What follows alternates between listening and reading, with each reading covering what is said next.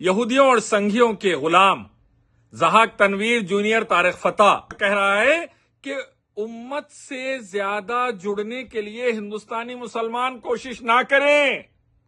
عامر خان کو دیکھیں کیسا غمزدہ ہو گیا عامر خان پکچر میں. ویسا ہی تم لوگ نہ کرو مسلمانوں ہندوستان کے. امت کے ساتھ زیادہ یونائٹڈ ہونے کی کوشش مت کرو. امت کی فکر مت کرو زیادہ. اللہ فرماتے اے لوگوں جو ایمان لائے ہو آپس میں گروہ نہ بنو, تفرقے میں نہ پڑو, یونائٹڈ رہو. نبی صلی اللہ علیہ وسلم فرماتے ہیں پوری امت ایک جسم کے جیسی ہے. ایک حصے کو بھی تکلیف ہوئی پورا جسم جیسا بخار میں آ جاتا, ویسا ہی امت کا حال ہے. نبی صلی اللہ علیہ وسلم نے فرمایا دو صحابی خالی اتنا بولے, ایک جنے انصاری تھے ایک جنے مہاجر تھے, اے جماعت انصار مدد کرو میری. دوسرے بولے جماعت مہاجر مدد کرو. لڑائی ہونے والی تھی پانی پلانے پہ اونٹوں کو یا پانی لے جانے پر کنویں سے. اللہ کے نبی صلی اللہ علیہ وسلم نے فرمایا یہ جہالت کی پکار, ابھی میں تمہارے بیچ میں زندہ ہوں.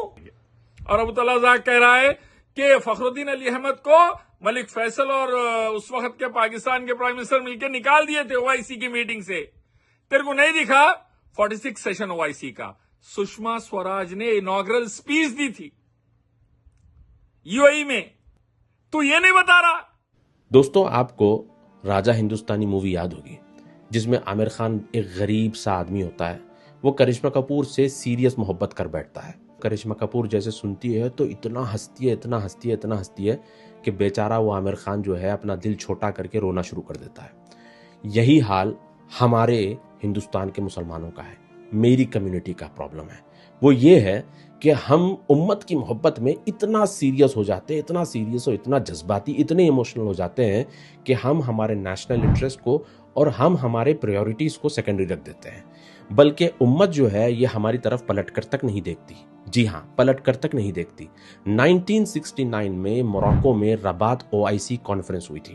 جو او آئی سی جو بہت بڑی مسلم باڈی ہے, یہ انہوں نے کانفرنس کی تھی تو اس میں انہوں نے انڈیا کو بھی انوائٹ کیا تھا.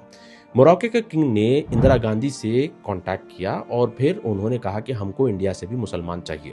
تو اندرا گاندھی نے فخر الدین علی احمد جو بعد میں چل کے وہ پریزیڈنٹ بنے تھے انڈیا کے, ان کے ساتھ کچھ مسلمانوں کو انہوں نے ایز اے ڈیلیگیشن بھیجایا. جب یہ ڈیلیگیشن وہاں پر پہنچا, موراکو پہنچا, وہاں پر پہنچنے کے بعد پاکستان نے ایسی لابی کی کہ سعودی عرب کے کنگ فیصل کے ساتھ مل کے انہوں نے موراکو کے کنگ پر پریشر بنایا اور پھر موراکو کے کنگ اور کنگ فیصل نے دونوں نے فخر الدین علی احمد کے ڈیلیگیشن کو کانفرنس شروع ہونے سے پہلے ہی کہہ دیا گیٹ آؤٹ. انہوں نے ان کو گیٹ آؤٹ کر دیا. السلام علیکم رحمۃ اللہ وبرکاتہ. اللہ تعالیٰ میرے بھارت, میرے سعودی عرب, میرے فلسطین اور دنیا بھر پر امن و سلامتی, شانتی انتی نازل کرے. یہودیوں اور سنگھیوں کے غلام زہاک تنویر جونیئر طارق فتح پہلے تو امت کو آپس میں توڑنے کے لیے ریجنل لیول پہ کام کرتے تھے. اب انٹرنیشنل لیول پہ امت کو توڑنے کا کام کر رہے ہیں اور کہہ رہا ہے کہ امت سے زیادہ جڑنے کے لیے ہندوستانی مسلمان کوشش نہ کریں. عامر خان کو دیکھیں کیسا غمزدہ ہو گیا عامر خان پکچر میں.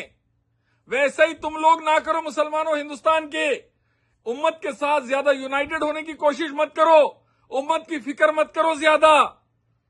یہ جہالت کی باتیں جب ہوتی ہے جب قرآن صحیح حدیث سے دور ہو جاتے ہیں آپ اور سیدھا یہودیوں کے سنگھیوں کے غلام بن جاتے ہیں, پلے بن جاتے ہیں ان کے. جب ہوتا یہ, اور سینئر طارق فتح ایسی کر کے مر گئے, اب جونیئر طارق فتح زہاک تنویر ان کی پوزیشن لے لیے.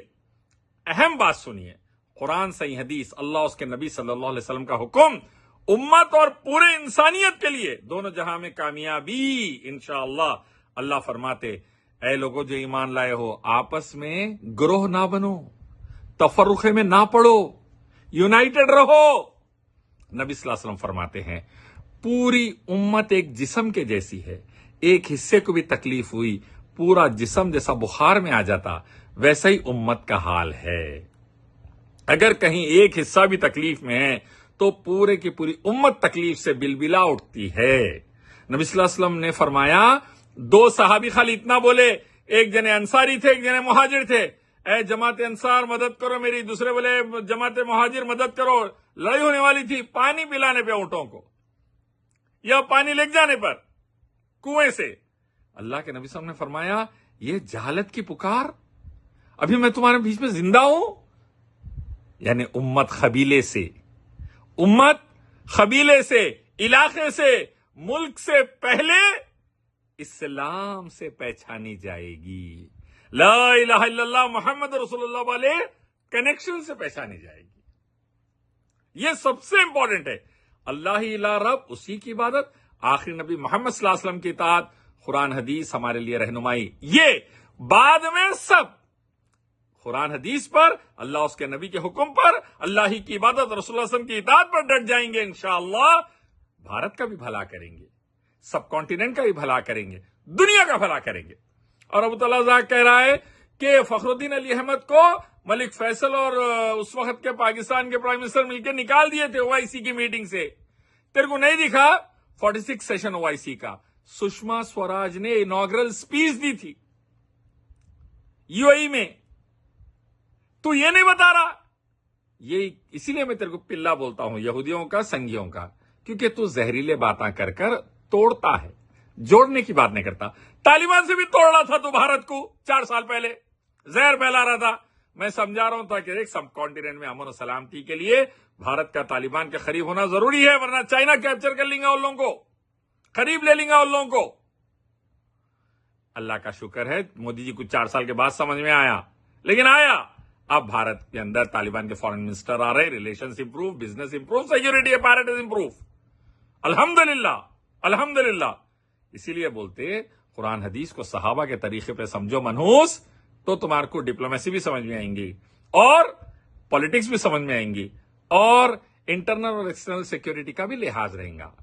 نہیں تو کل کو کسی کے غلام تھے، آج سنگیوں یہودیوں کے غلام ہیں، کل مسلمانوں کے ایک طبقے کو بول رہے تھے، آج پورے مسلمانوں کے خلاف بول رہے، کل ایک ملک کے خلاف بولتے تھے، اب سعودی عرب اور اوائسی پورے مسلم ملکوں کے خلاف بول رہا تو۔